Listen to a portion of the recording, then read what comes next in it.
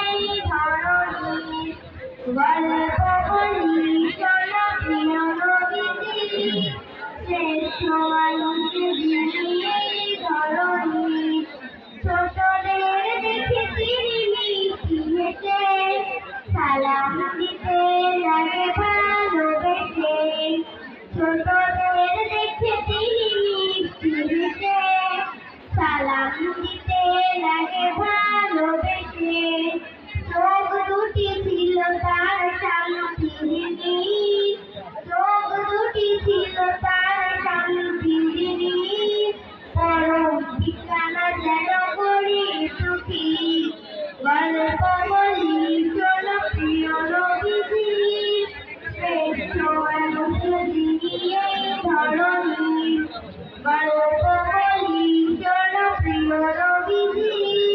শ্রেষ্ঠ মানুষ যিনি এই ধরনী